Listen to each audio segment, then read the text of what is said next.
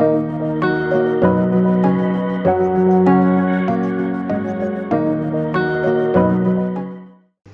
علیکم ناظرین پالیٹکس کے اندر کسی بھی سیاسی جماعت کا نظریہ اس کی بنیاد ہوا کرتا ہے اور اسی نظریے کی بنیاد کے اوپر ان کا بیانیہ جنم لیتا ہے. بیانیہ یعنی نیریٹو. یہ نظریہ کتنی اہمیت کا حامل ہوتا ہے آپ اس کا اندازہ اس بات سے لگا لیں کہ دنیا سوویت یونین کے ٹوٹنے سے پہلے دو حصوں میں منقسم تھی.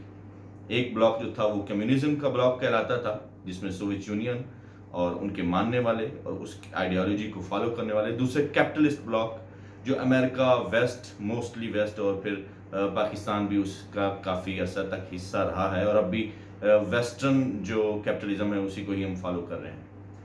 لیکن اگر کیا ہو کہ وہ نظریہ ہی مر جائے, اگر وہ نظریہ ہی مر جائے, وہ بیانیہ ہی ختم ہو جائے تو وہ پولیٹیکل پارٹیز, وہ پولیٹیکل سسٹم ٹوٹل کولیپس کر جاتا ہے.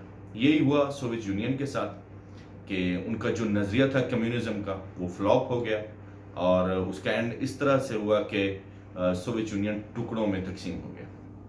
اگر ہم پاکستان کی موجودہ سیاسی صورتحال کا جائزہ لیں تو ہمیں نظر آتا ہے کہ پی ڈی ایم اس وقت بغیر کسی نظریے کے, بغیر کسی بیانیہ کے سیاست کر رہی ہے. لیکن پی ڈی ایم کے پاس نظریہ نہ ہونے کی یہ صورتحال شروع سے ایسے نہیں تھی.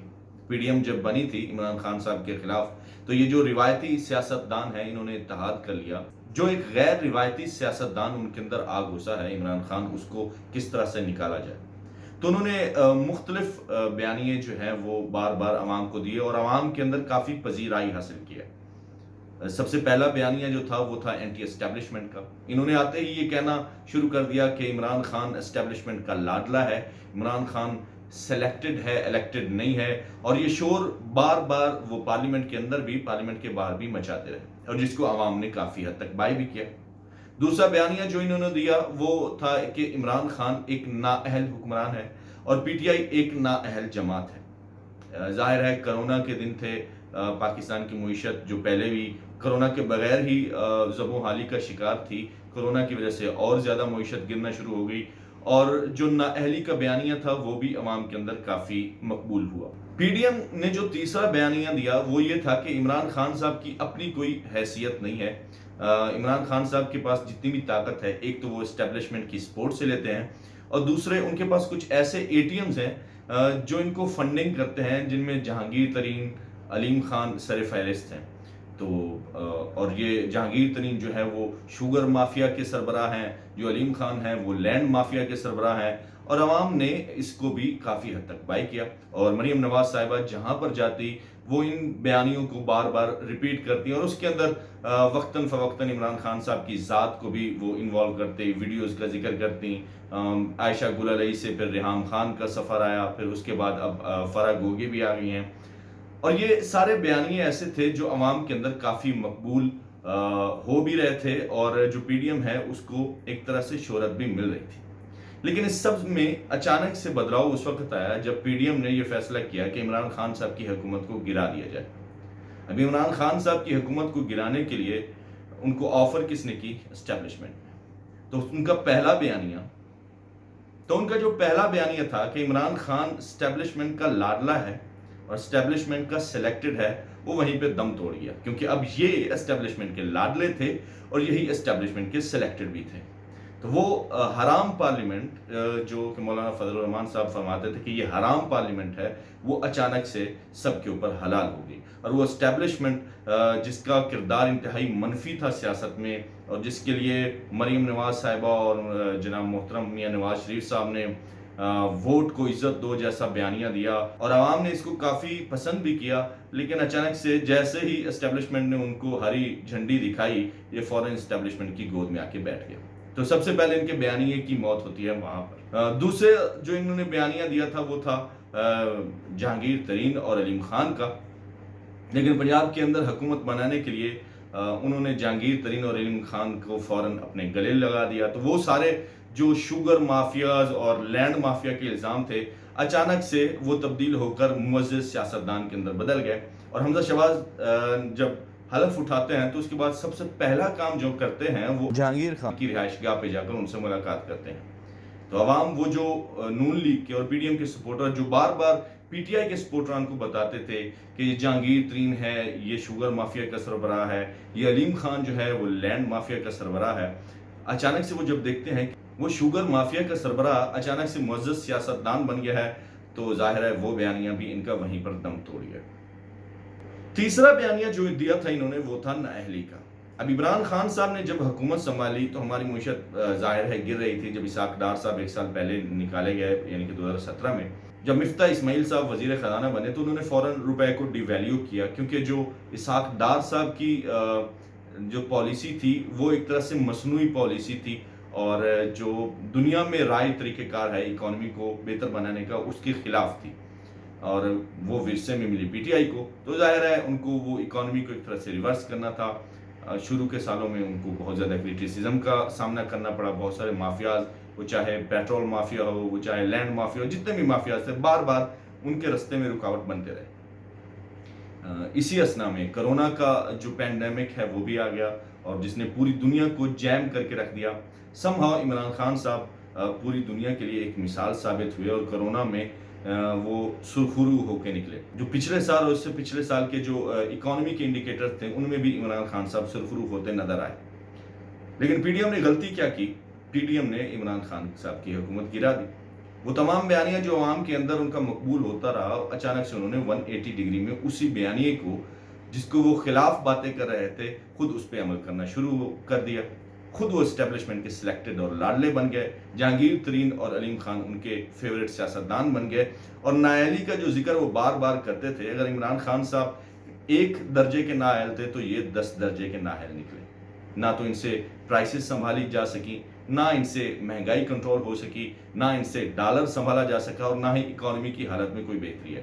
عوام جس کا بنیادی مسئلہ مہنگائی ہے اور کس طرح سے وہ اپنا گزر بسر کریں، انہوں نے جب دیکھا کہ پی ڈی ایم جب حکومت میں آتی ہے تو نہ تو انہیں کسی قسم کا کوئی ریلیف ملتا ہے اور وہ تمام بیانیے جو انہوں نے اس سے پہلے عوام کو دیے تھے خود اس کے بالکل الٹ کام کر رہے ہیں، تو عوام کے اندر ان کے خلاف نفرت کا پیدا ہو جانا ظاہر بات ہے ایک نیچرل سی بات تھی۔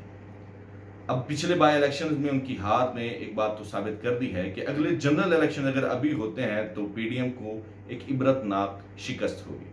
اب ضرورت کیا ہے؟ اب پی ڈی ایم کو ضرورت ہے ایک سٹرونگ بیانیے کی جو ان کے پاس ہے نہیں، اور اس کی وجہ کیا ہے؟ پی ڈی ایم کو لیڈ کون کر رہا ہے؟ مولانا فضل الرحمان صاحب، آصف علی زرداری صاحب اور مریم نواز صاحبہ۔ مریم نواز صاحبہ کا جتنا بھی بیانیہ انہوں نے دیا تھا وہ سارا ایک طرح سے انہوں نے خود ہی اس بیانیے کے خلاف کام کر دیا، تو اب ان کے پاس تو کچھ کہنے کو ہے نہیں۔ رہ گیا آصف علی زرداری صاحب، تو آصف علی زرداری صاحب وہ سیاستدان ہیں جنہوں نے ایک دفعہ فرمایا تھا کہ جمہوریت بہترین انتقام ہے، اور یقیناً وہ انتقام انہوں نے نون لیگ سے خوب لیا۔ پیپل پارٹی کا وجود پنجاب میں پہلے بھی نہیں تھا اور اب بھی الیکشن ہوتے ہیں نہ بھی ہوتے ہیں کوئی فرق نہیں پڑتا، لیکن جو صحیح ڈینٹ پڑا ہے وہ پڑا ہے نون لیگ کی سیاست۔ فضل الرحمان صاحب جن کا پرسنل جو ایک طرح سے نفرت ہے عمران خان صاحب کے ساتھ، جن کو وہ یہودی ایجنٹ بڑے اصرار کے ساتھ کہتے ہیں، خود چاہے وکی لیکس کے اندر ان کا آیا ہے کہ وہ امریکنز کو کہتے ہیں کہ آپ ہمیں موقع دے کے دیکھیں، لیکن جب عمران خان اقوام متحدہ میں اللہ اور اللہ کے رسول کا نام لیتے ہیں پھر بھی وہ یہودی ایجنٹ ہی رہتے ہیں۔ بہرحال یہ تو عوام کا فیصلہ ہے کہ وہ کس کو یہودی ایجنٹ سمجھتے ہیں اور کس کو نہیں۔ تو اس میں جو سراسر نقصان ہوا ہے وہ ہوا ہے مسلم لیگ نواز کا، اور اس کا جو ہے آج بھی جو ان کی پی ڈی ایم کی ایک طرح سے بیٹھک ہوئی ہے اس میں نواز شریف صاحب نے کافی غصے کا اظہار کیا ہے، اور ظاہر ہے یہ غصہ جائز بھی ہے کیونکہ وہ تمام وعدے اور وہ تمام امیدیں جو وابستہ ہو گئی تھی پی ڈی ایم کی عمران خان صاحب کی حکومت گرانے کے بعد وہ ساری کی ساری دم توڑ چکی ہیں۔ اور آج انہوں نے کیا ہے کہ پی ٹی آئی کے 11 جو ممبران قومی اسمبلی ہیں ان کے استعفے قبول کیے۔ اب اس کے پیچھے 2 وجوہات ہیں۔ ایک وجہ تو یہ ہے کہ جو قوف لیگ نے اپنے شجاعت حسین صاحب اور جو ان کے محرف ایک طرح سے ایم این ایز تھے ان کو پارٹی سے نکالنے کا عندیہ دے دیا ہے، تو اس سے کیا ہوگا کہ وہ جو ووٹ ہے وہ ایک طرح سے ان کا کم ہو جائے گا، حکومت کسی وقت بھی گر سکتی ہے۔ دوسرا اس کا پہلو یہ ہے کہ جو ایم کیو ایم ہے اور باپ کی پارٹی ہے تو وہ کل ملا کر 11 ارکان بنتے ہیں، تو اگر وہ دھمکی دیتے بھی ہیں تو پھر بھی ان کو اس طرح فرق نہیں پڑے گا۔ اور تیسری وجہ یہ ہے کہ ان کو ضرورت ہے اس وقت کوئی نہ کوئی ایسا بیانیہ دینے کی جس سے عوام کے اندر ان کی مقبولیت دوبارہ سے بڑھ سکے۔ اب انہیں امید ہے الیکشن کمیشن سے کہ وہ فارن فنڈنگ کیس کے اندر پی ٹی آئی کے خلاف کوئی فیصلہ دیں، یا پھر یہ ہو کہ یہ جو بائی الیکشنز ہوں گے 11 حلقوں میں، اس میں، اور یہ وہ حلقے ہیں انہوں نے وہ سلیکٹ کیے ہیں جہاں پر بڑا کلوز مارجن سے پی ٹی آئی جیتی تھی، تو ان حلقوں میں سے انہوں نے ان 11 لوگوں کے استعفے قبول کیے ہیں، تو اس سے یہ ہوگا کہ یہ زیادہ زور لگا کر کوشش کر کے ان حلقوں میں سے جیتنے کی کوشش کریں گے، تو شاید وہ جو ان کی ٹوٹتی اور گرتی ساکھ ہے وہ پھر سے بحال ہو سکے۔ لیکن وہ جیسے کہتے ہیں کہ hope is never a good strategy, تو امید تو کبھی بھی کوئی اچھی اسٹریٹجی نہیں رہی ہے، انہیں ضرورت ہے ایک بیانیے کی، اور وہ بیانیہ ان کے پاس ہے نہیں۔ باقی جو ریسنٹ ڈیولپمنٹس ہوئی ہیں اس میں یہ ہے کہ جو اس وقت اسپیکر پنجاب اسمبلی ہیں وہ پی ٹی آئی کے نامزد امیدوار وہ جیت چکے ہیں۔ دوسرا میں نے سنا کہ کراچی کے اندر جماعت اسلامی کے جو رہنما ہیں وہ کہہ رہے تھے کہ تقریباً 86 کروڑ 86 کروڑ جو روپے ندی نالوں کی صفائی کے لیے تھا وہ کہاں گیا، تو میرے خیال میں اتنا زیادہ انہیں حیران نہیں ہونا چاہیے۔ 5 کروڑ میں ایم پی ایس بکے تھے یہاں پر، تو آپ باقی خود ہی اندازہ لگا لیں۔ لیکن حقیقت حال یہ ہے کہ پی ڈی ایم کے پاس کوئی بیانیہ نہیں ہے، پی ٹی آئی اس وقت سب سے زیادہ اسٹرانگ پوزیشن میں ہے، اور ملک کا کوئی پرسان حال نہیں۔ ہماری اکانومی دن بدن گر رہی ہے، اور اگر یہ الیکشن جلد نہ کروائے گئے تو بہت زیادہ خطرہ ہے کہ ہمارا حال بھی سری لنکا جیسا نہ ہو جائے۔ اللہ تعالیٰ ہم سب پہ رحم فرمائے۔ آج کے لیے اتنا ہی۔ میں ہوں ضیافت ذیشان اور یہ ہے میرا چینل۔ شکریہ۔